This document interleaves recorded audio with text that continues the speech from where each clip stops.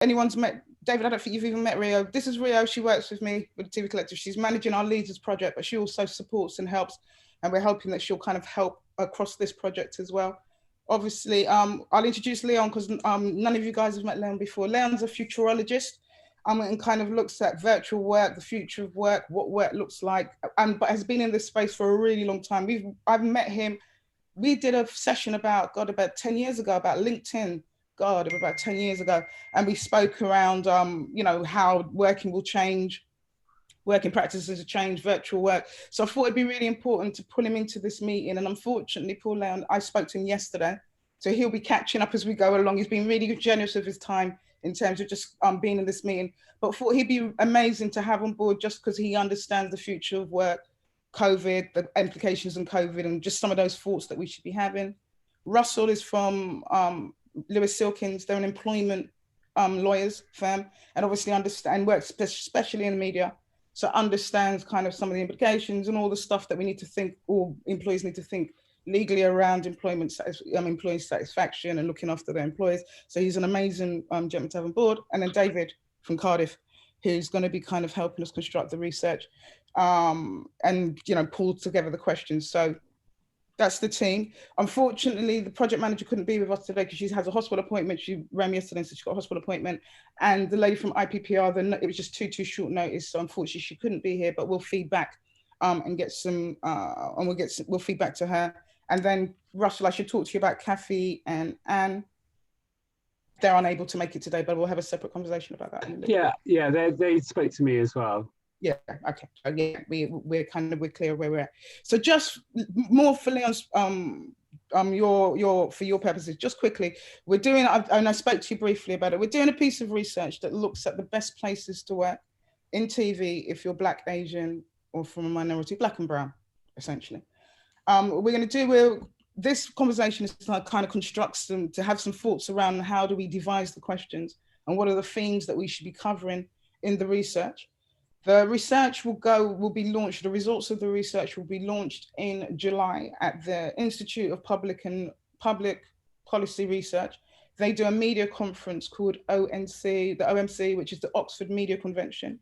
They have about 200 people that attend that conference. Mainly, a lot of those are more kind of policy makers, so your Ofcoms and that kind of stuff, rather than production teams, but it's a really good space to start having those conversations, particularly if certain things come out in terms of how employees can be doing things better. And then we go again in August at Edinburgh and do a session at Edinburgh, and that's far more a TV production community. What was great about having been able to partner with these two guys is that it gives us, you can piggyback on their press, and a lot of both those organizations have quite a lot of press that happens around those two massive events. Particularly Edinburgh is like a key event for TV folks. So to be able to ride that, to ride their press should allow us to kind of infiltrate most of the TV community, both here and globally, but also outside mainstream as well. So that's why we kind of went with them. And the research will just take form. We're thinking of a questionnaire, David, isn't it? We're thinking in terms of a questionnaire to start gathering and maybe some interviews, further interviews, but we'll dive into that a little bit more. Yeah. So like I was saying, IPPR are launching the information about their conference, I think to late, maybe this week. I've got to confirm this week, early next week, and want us to be able to say something as part of their announcement. So I was quite conscious that if we're going to make an announcement, that we need to have the survey pretty much ready to go sooner rather than later. So it should start formulating those questions as soon as we can. So that's kind of my split. I hope that all makes sense. Does that kind of give you a good overview, Leon, do you think? Yeah, that's perfect. I've just got 2 questions. Survey presumably is aimed at those organizations in TV production and TV generally. Is it film and TV, right? Yes, it's film and TV. The questionnaires will be answered. The questions will be answered by the working community. And there's a question around, which I haven't resolved in my head, whether we're just going to be asking people of color or whether we ask everybody and break down the results by ethnicity. I think is an interesting, and I think there's merits both ways. And that's something that I'd like to kind of confirm or decide in this meeting. So the results, the idea is that the people of color or the production, the workers fill out the survey. The results are to kind of give us the top 10 companies to work for if you're of color. Right. And within that, what we're hoping is that there will be best practices that we can pull out, and we can, so with IPPR's expertise, we can write a report, or we can think about toolkits or some real advice, tangible advice that we can give based on these results, so that we know that by having flexi working hours, for argument's sake, helps Black people. I don't know why that would help Black people more than white people, but that just pulled that from my head. Do you know what I mean? And that, you know, that would be one of the things that's really useful. And then we could take that as an example and then say to the industry as at wide, these are some of the great things that are happening. You can use this as a benchmark for what you can be doing to diversify your team. Right. Got it. Yeah. Brilliant. David, what's your thoughts in terms of kind of where we're going to go? You know, your thoughts in terms of the initial jumping into the research, or what we need to do kind of next steps? Well, firstly, hello to Rio, Russell and Leon, and good to meet you all, and Russell again. Thanks, Simone. I think the two documents that you sent over as PDFs, the world of work has changed forever. And the other one, considerations for your opening, was that Russell that sent that one of those? I think? Yeah, that was me, that second one. I think those are really hugely important, particularly, and you know, if you had done this survey or attempted to do this without COVID in itself, there would be a matter of huge import, because, you know, we have AI looming, and that will have an impact and everything else. But with the pandemic, there's been another spanner that's been thrown in, and you know, even our own university, if you read what the Mirror Group are saying, that they're making, they're selling off their offices. So this idea of sort of socializing in an office has been, you know, will perhaps become redundant. I'm not saying entirely, but at least, you know, some of the schemes that are taking shape at the moment, selling off properties because of COVID, and people don't see the need, people come together, will have consequences. So I think there's I kind of, each time Simone mentions it, I think it's rather really timely. It's one of those passive events that you don't really think about, but actually, given where we are, and i.e. last year, Floyd and the movement and Black Lives, etc., and very recently watching James Baldwin talk about his experiences, where he says, you know, I'm not saying, you know, you're being malevolent to me, but the evidence when I go to your institutions tells me more than I need to know. I mean, all of that kind of feeds into the sort of work that you're trying to do. I think you sort of mentioned it earlier on, this would be an interesting session to use that startup word to brainstorm, particularly on the kind of questions that we think in designing the kind of questions we need. And I always believe that's a collaborative thing, because we all see different parts of that big jigsaw. But effectively, if we're able to do that, then I think it would also have some interest in trying to stress test it before it goes anywhere else. So one or two people who it could be sent to, who in confidence could look at it and then send you back to say, well, I don't think that's relevant, or I think more could be done here. So I sort of envisage sort of 2 or 3 meetings at least to look at the questions before we decide, okay, this captures the essence of what you're trying to draw from people, which is classic, you know, sort of quantitative. On the one hand, it's a survey, but you're trying to extract qualitative data from it. So, you know, how many questions there are, what time it gets sent to them, what it's searching for, and how many will respond, all kind of feeds into the gravitas of it. So that's my mind at the moment. Please do drop in. But as I said, I think this would be a good session to really scope what it is, which you said, best places to work in TV. This is one for Leon because of his domain. But I would suppose as a futurologist, there's also a sense of history where you take something as the sort of the test or the yardstick. So how it was before and how it's going to be, and you're in the present right now. So if we're doing something on questions we need to ask, I'd equally be interested in whether amongst us or outside of us, those questions have been asked before. We did talk about the Sunday Times doing something similar to this. Yeah, so Sunday Time and broadcast. Yeah, Sunday Times and broadcast. Yeah. And for me, just when you were talking, David, sorry to cut you, but the thing that came up for me and what my press officers keeps asking me, is this would you guys think that this is a study or a survey? And is there a difference? Because she says it's a study, but survey, you know, the main domain is the study. A part of a study will be either a survey, qualitative analysis on interviews, or whatever it might be. But the survey is just one small tranche that feeds into a wider study, because as I said, it may be that you carry out an initial survey, and on the back end of that survey, you find within your feedback areas that require further mining. And then you set people up to do more sort of the sort of interviews that draws out some of the nuances that you won't find when you're just doing a sort of survey. So I see it as a study, cool. And the survey is just a part of that. I yield. Yeah, I was going to say, I mean, I know that we've lost kind of our recruitment experts in terms of kind of that employment, but obviously your expertise.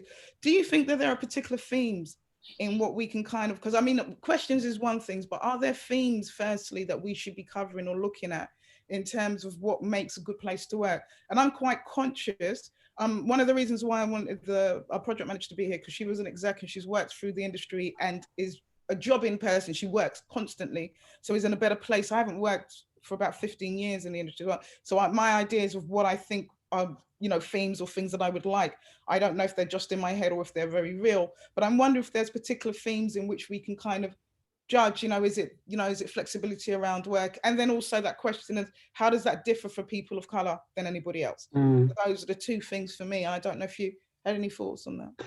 I think there's a lot we can think about in that space. I don't think we've lost the recruitment people, by the way. I just think they don't want to come to every meeting.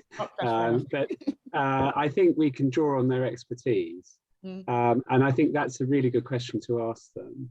One of the things we're doing at Lewis Silkin, and maybe for Leon's benefit, we're a very, very big employment practice, probably the biggest in the UK, and we're really focused on the new normal right now. So we're actually working directly with dozens of companies on how they're going to come back after COVID.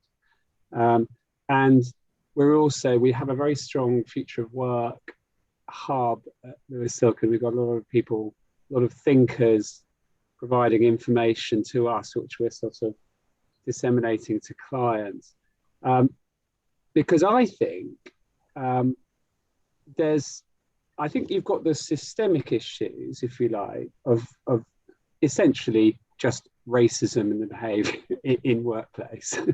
That's one thing, which I really hope this survey will capture. And that, you know, that's not about flexible working. That's just about being able to get a job, being able to get promoted, being able to get good work, and being treated as favourably as other people. And that's one thing. And that's obviously a lot of what we do as employment lawyers is discrimination type stuff.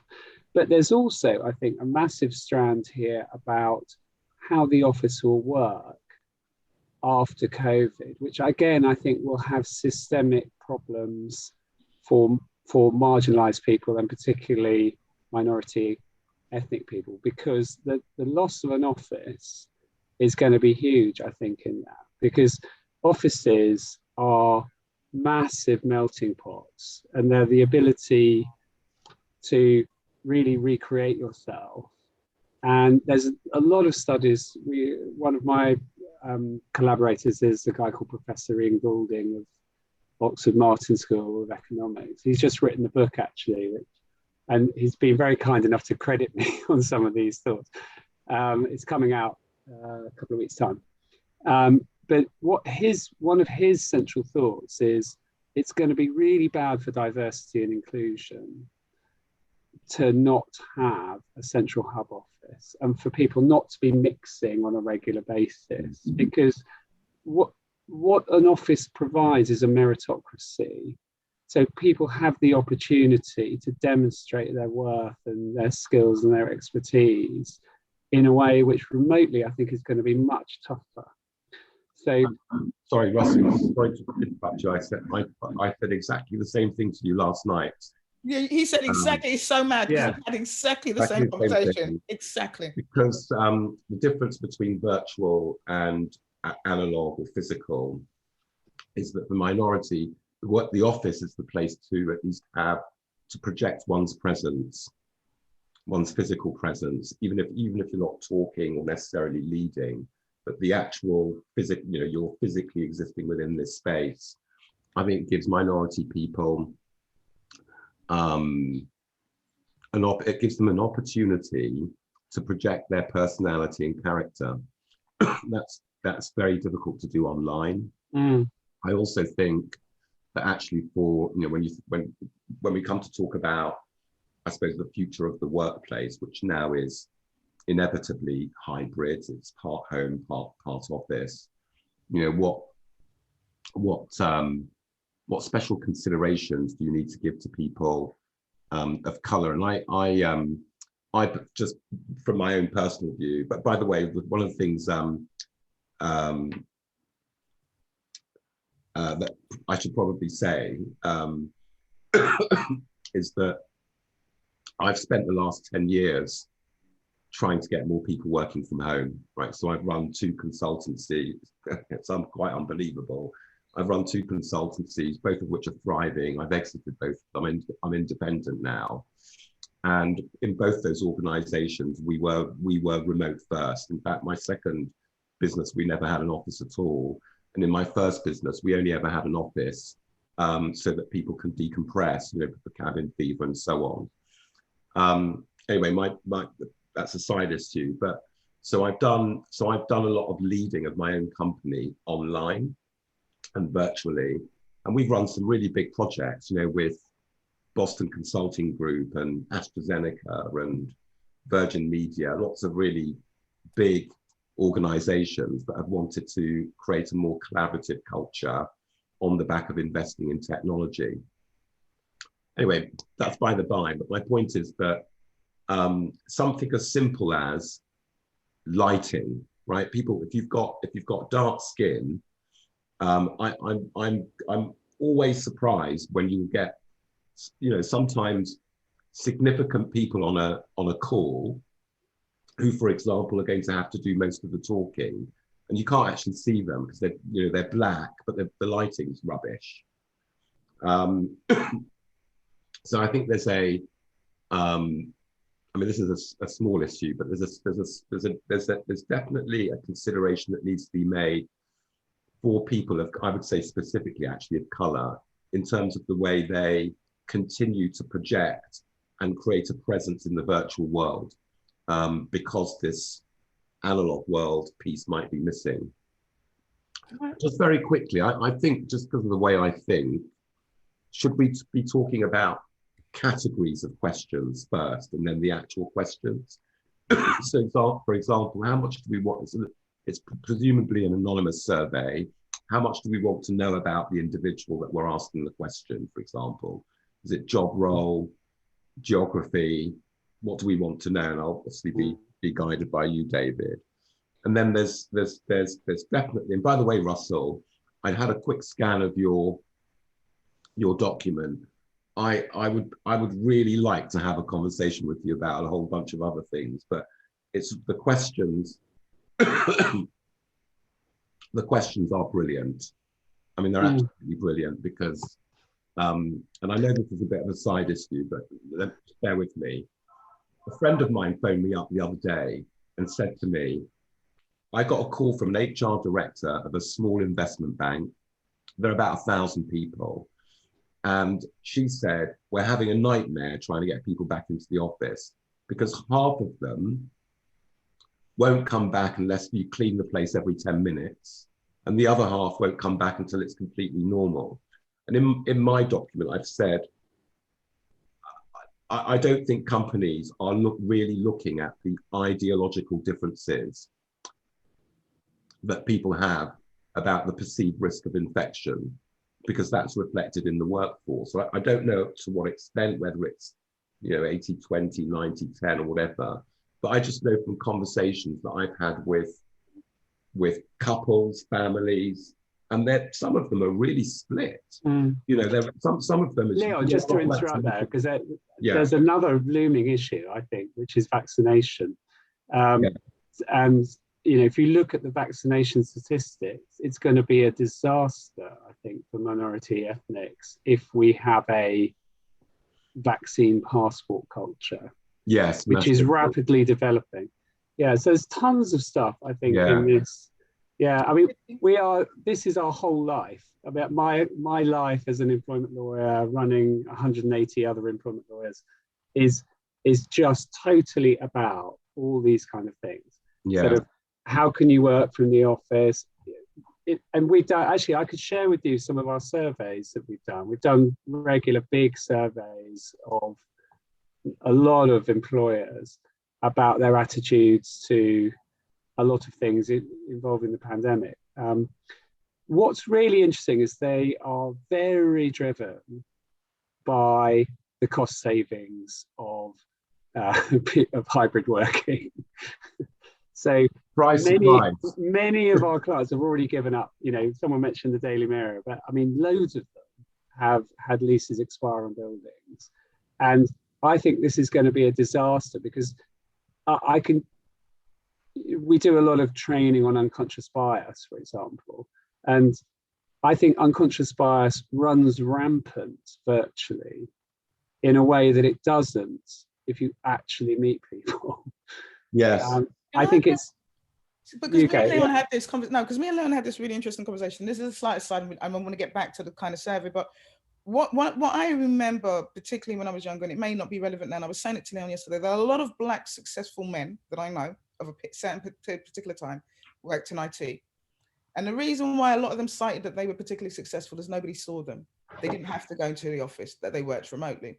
Do you know what I mean? So they were able to just be judged on what they contribute, their results, rather than who they are. Yeah. So I was just saying to Leon, well, actually, is this moment, that moment again, where people actually are going to be able to just show up and be judged on their results and their contributions and what they can be done, rather than just their color of the skin. So it's really interesting that these two thoughts are coming up. Like, it reminds me of The Masked Singer, you know, that concept of the masked. No, but you called it, you told me it wasn't The Masked Singer, it was The Voice. The Voice, where you don't see the person, they just rock up and they do what it is they need to do. Is there a moment in this virtual working space where that might be an advantage to people of color, because they're not judged? You talk about being social, but I know people that worked at the BBC and they're not necessarily middle class, and everybody's talking about rugby and so on and so forth, and they don't feel like they fit into those social circles, and they have problems infiltrating that, and they feel like othered. They always feel othered. Do you know what I mean? So as we don't have those spaces, there's that, and I'm just throwing that in. I don't know. Try and find out in the survey. Yeah, that'd be really important. I you know what I think actually on that, which is quite interesting. I think it would work to people's advantage, but there's now a culture of actually seeing people more than ever. Yeah. You know, I think I've probably been face to face with more people in the last year than I've ever been. That's true. And, you know, I think that's true. The protocols actually of video conferencing favor people in power. Yes. It really favors the elite. Yes. You know, we're the ones who can dominate these kind of calls if there's a lot of people on it. It's very hard to get a word in edgeways. The chat function never works. You know, frankly, the less advantaged people have worse Wi-Fi, which is going to be another big issue, I think, in terms of work. And they also don't have the power to actually get on screen. And when they do, people are, you know, what they're doing is scrutinizing. You know what you do when you look at, you don't really listen to what they're saying, just the otherness of, you know, I think this is, you know, I'm really worried that it's going to entrench privilege. I think again, Russell, that's a really good thought. I think again that should be reflected in the questions. We need to find out what people think about this. And I do think, Simone, that we should do it for all people, but design the survey in a way that we can break out what it looks like for minorities. The problem is, though, Leon, and this is, I think, something that would be really interesting to explore. In our experience, already from our surveys, it's the BAME contingent of workforces that is in the most COVID nervous section of a workforce. Not always, but quite often. That means that contingent are going to be quite reluctant to come back to offices, and it's partly being in the office, but it's also, I think, very strongly the travel they need to do to get to the office, which they perceive as risky. Right. And then they're not taking up the vaccine in so many. I just feel there's a really worrying cycle of potential marginalization that's going to happen. Yeah. It's really interesting. I mean, I saw I can send this through to this group. I saw a video a few weeks ago of some of the approaches they're taking in the US to getting people back to the office. And, some organizations are literally changing the doors of meeting rooms, and making them slide so that you can actually open the door with a foot pedal instead of actually touching the door. Now, I don't know about you, that's not a place I personally would like to work, but they are, so you've got these incredible extremes. And I hadn't really thought about it until I read your document. To your point, how does all of that work when you've got all companies in the same building with completely different policies working in common areas, right? I mean, that is what I would. Which is the norm, actually. Yeah. I would call that a wicked problem, because then so Salesforce, for example, announced about a week ago that they are only allowing vaccinated people back to the office. What they didn't say was, well, are you only allowing vaccinated visitors to your office? And also, when those visitors arrive, how do you check that they're vaccinated? Yeah. And if you're allowing all visitors to come to the building, how do you serve them differently, given that everyone in the office is vaccinated? They just haven't, there's no sign of them having thought through any of that. We've done, I don't know, we've probably done about 15 different projects for multinationals about vaccination. Right. And one of the really interesting things is that they genuinely forget that, half of the population, even here, still haven't been offered a vaccine. Yeah. So if you're saying only vaccinated people can come in, that means only people aged 50 and over can come in. Yes. Yeah. So, and I think, the 20-year-olds, the really vulnerable people who've borne the brunt of this, they're the ones who aren't getting jobs, who've had their education mucked around, who've frankly not been at risk of COVID, but they've made the biggest sacrifices. Yes. They're the ones that are now going to be excluded on this vaccine passport policy. And, what if you're a young up and coming person from a, say, slightly less privileged background, and your office is closed to you, and you can't get a word in edgeways on Zoom, and your Wi-Fi doesn't work quite as well, and you've got a smaller space to work. Yeah. And you're possibly more at risk because of the vaccine nervousness as well. I think I think employers are going to have to be really thinking outside the box about how to make sure this isn't a disaster for diversity and inclusion. Having said that, I don't want to miss the core stuff about general good employerness. Because I suppose what the question I would ask is, what good can we do out of this? And possibly, I think two things. One is make employers generally better at thinking about diversity and inclusion. And we've come across a number of issues where actually it's thoughtlessness that is the issue. But also, how can we genuinely help people from BAME backgrounds to find the best employer for them?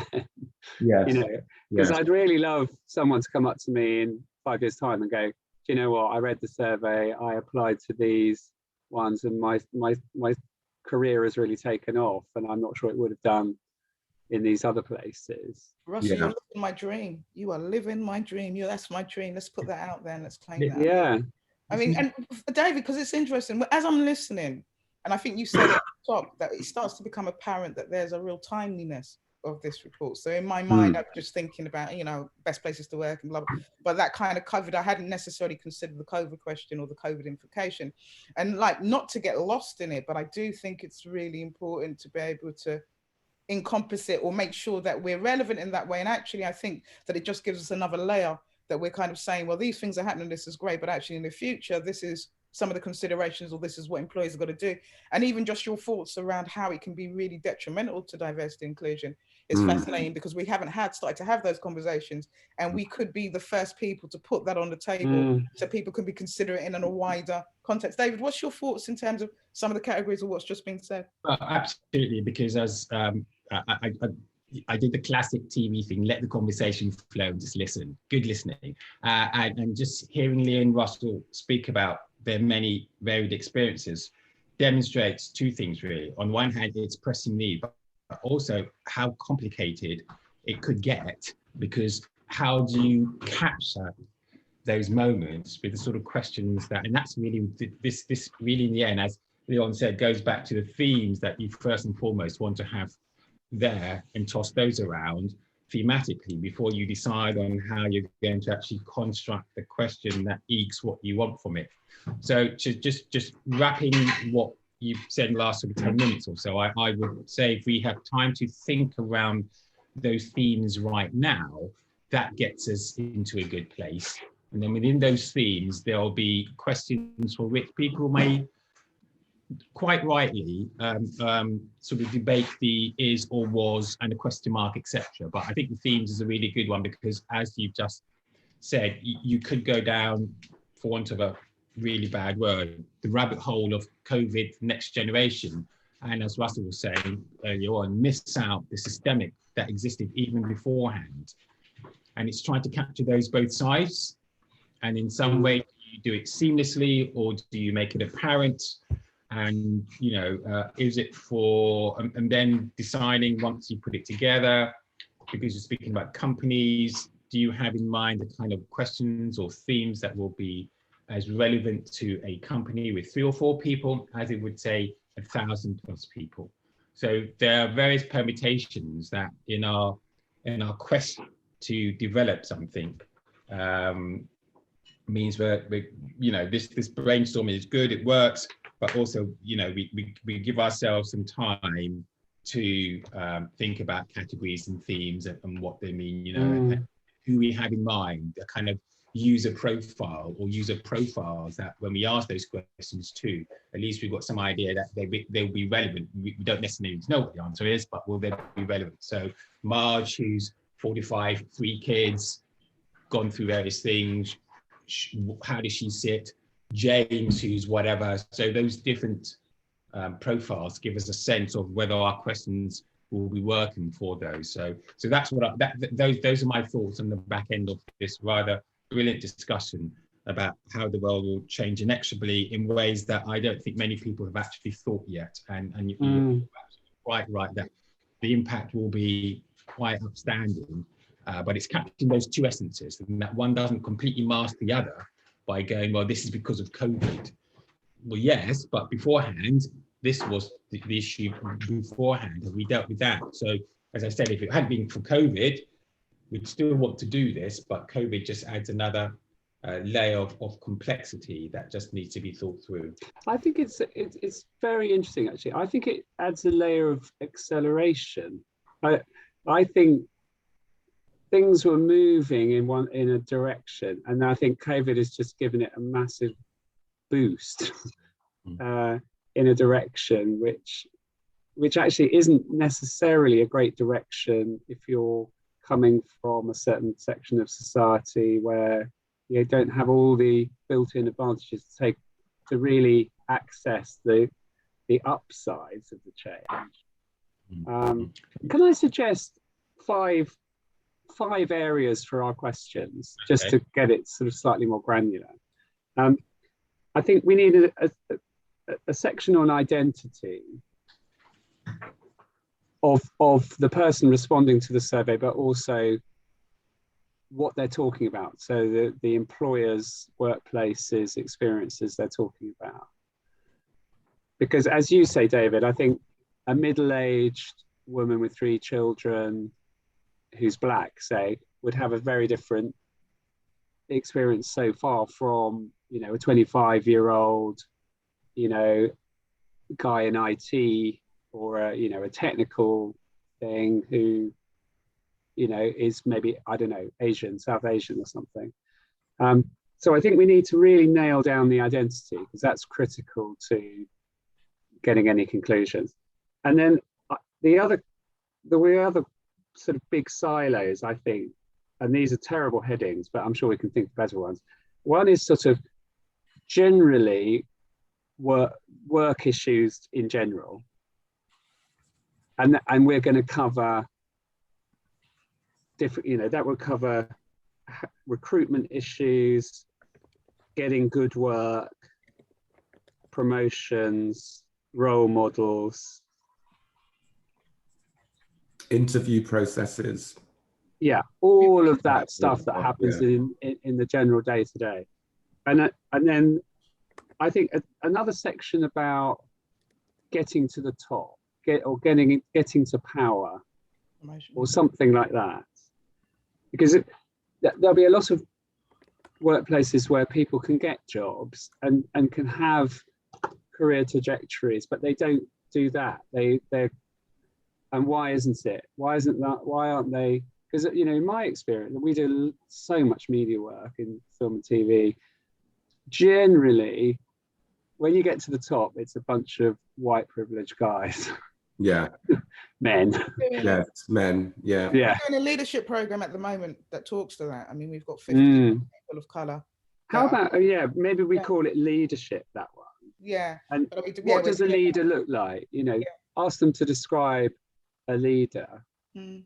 You know, I'm reading this book at the moment about gender data by Caroline Criado Perez.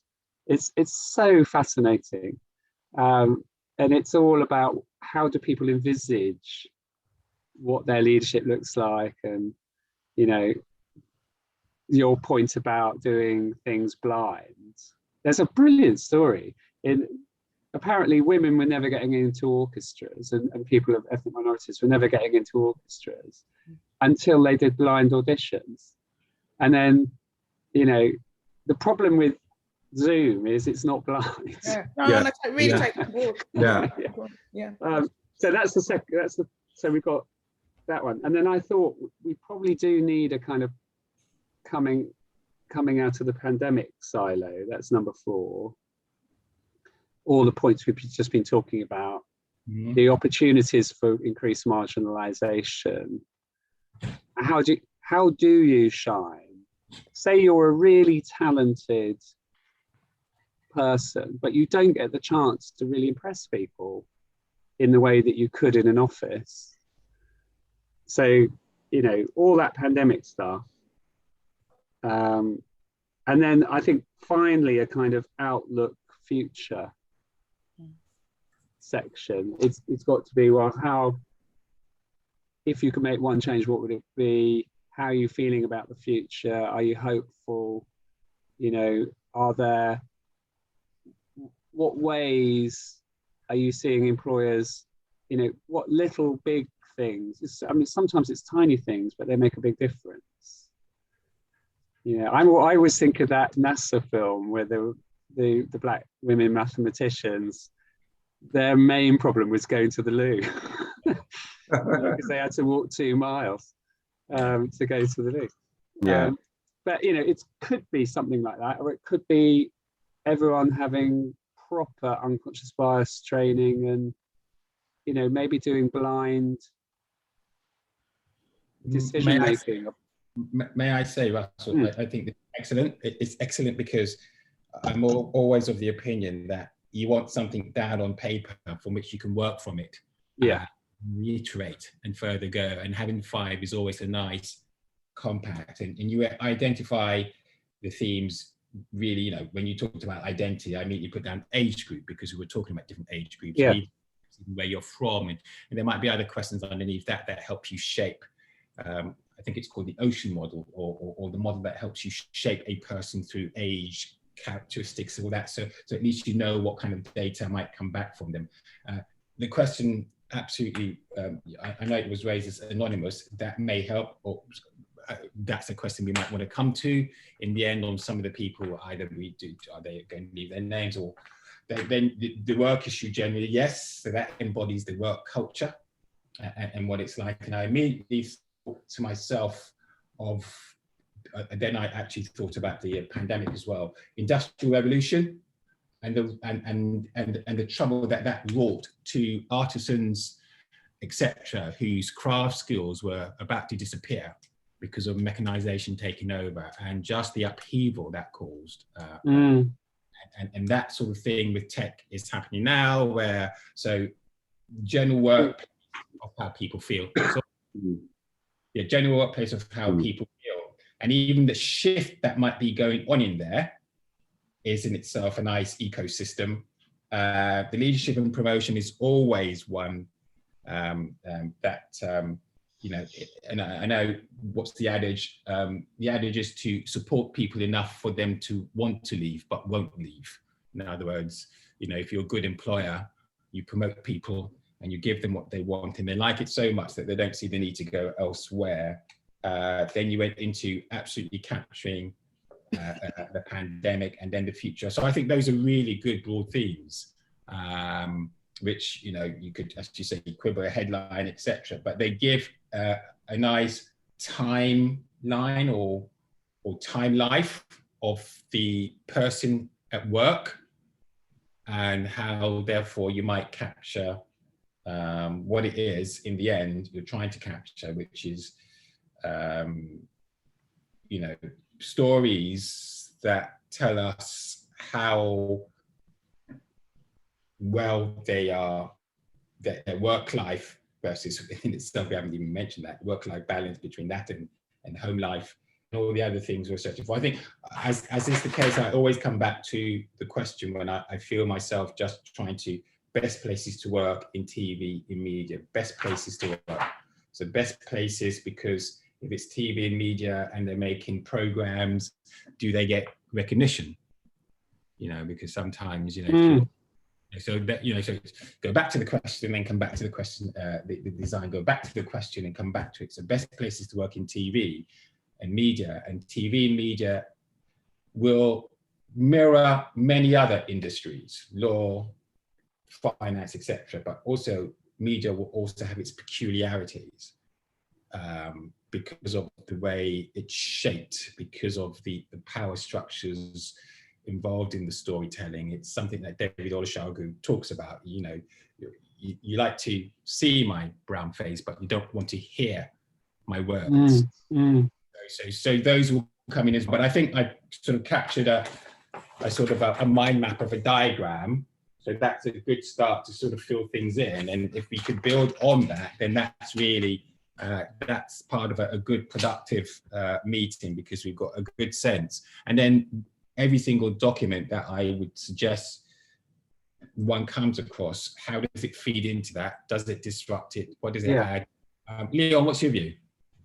Yeah, I like those themes. I think it would be great if we could find a way of either capturing the culture of where people work right now, or capturing what they think the culture of a really good employer should be for minorities and for everyone else.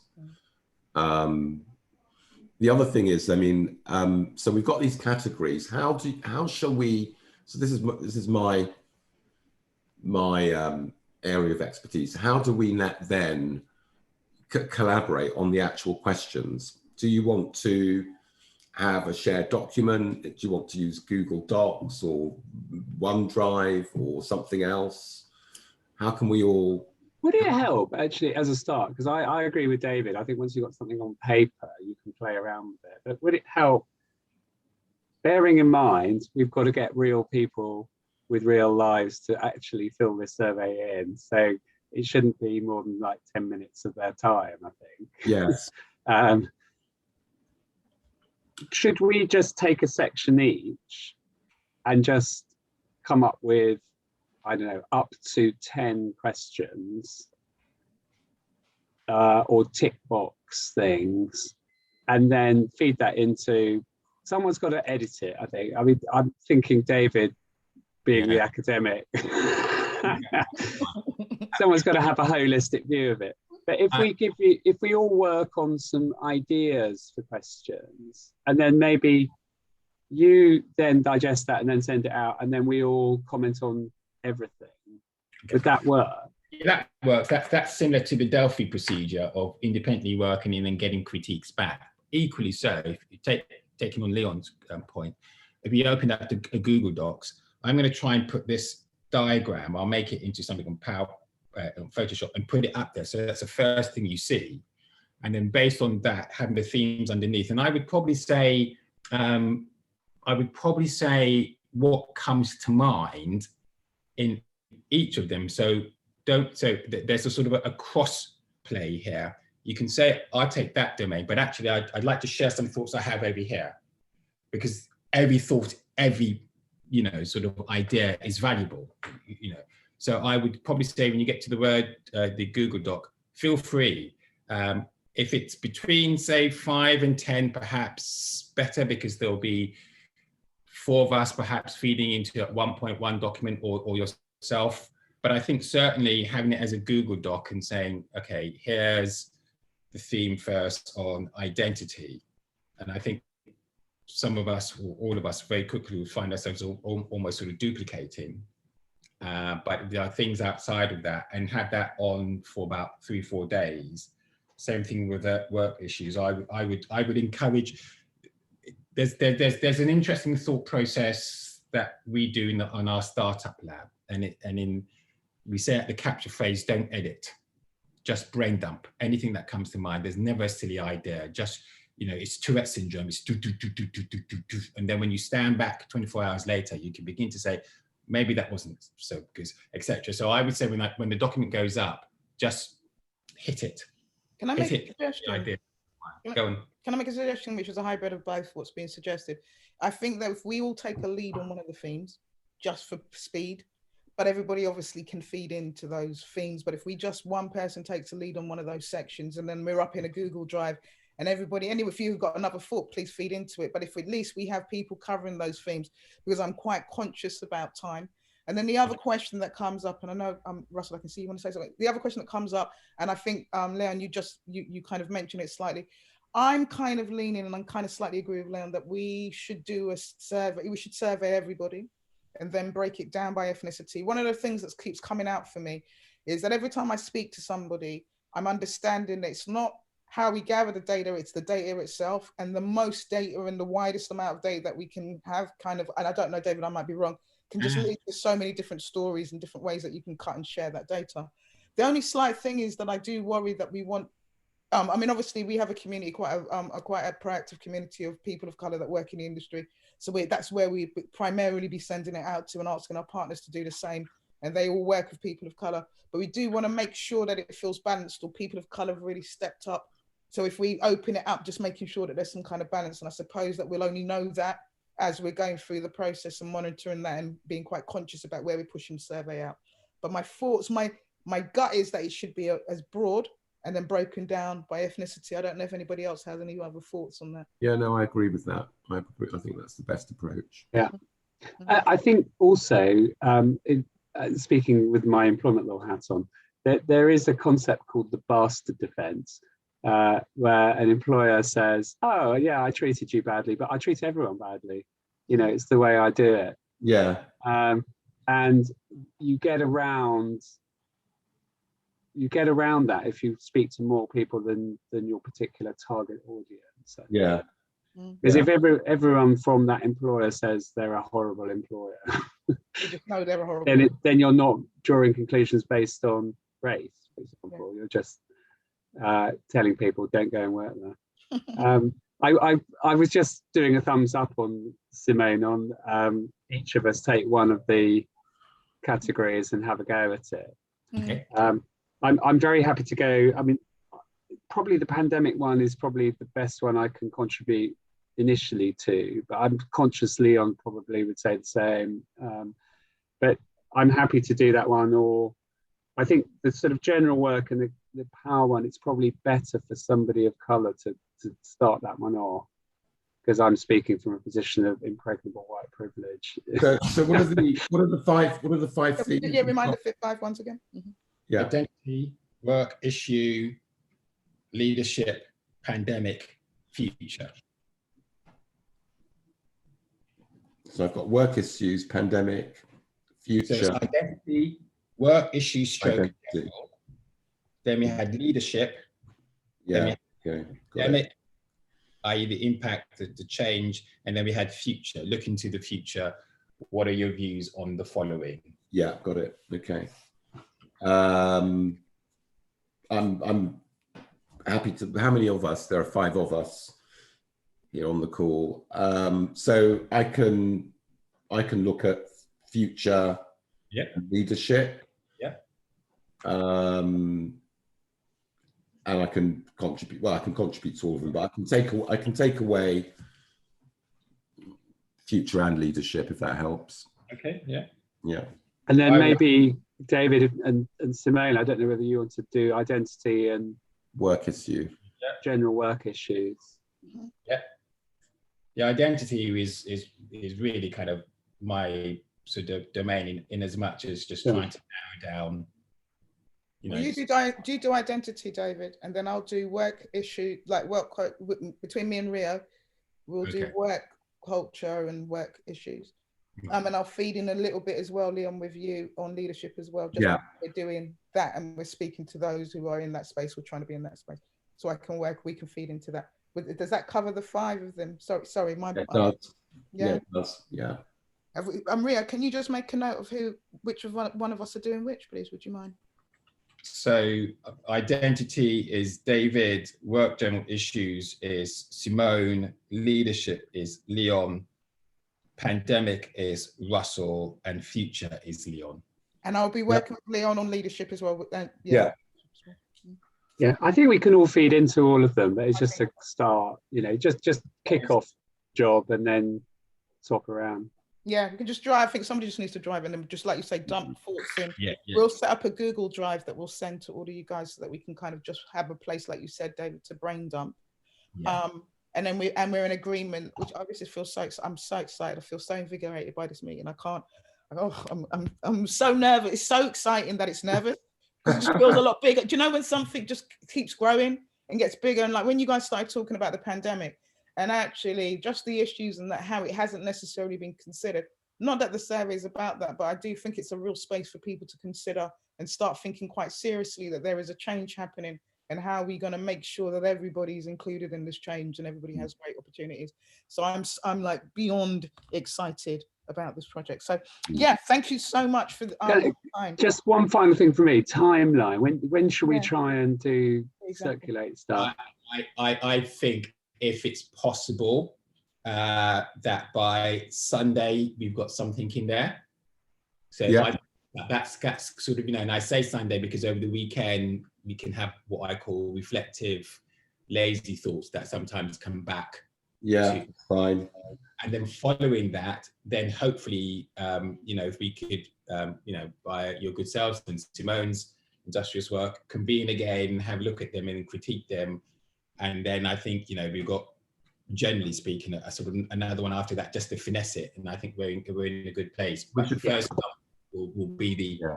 So we can have a call put in then, Simone, for the same time next week. The only one thing I would say is that I'm slightly concerned about the IPPR's press launch date. Okay, which is when? July? You Well, said- no. So their event is in July, but actually they want to make an announcement about their conference and them supporting us, this project within that conference.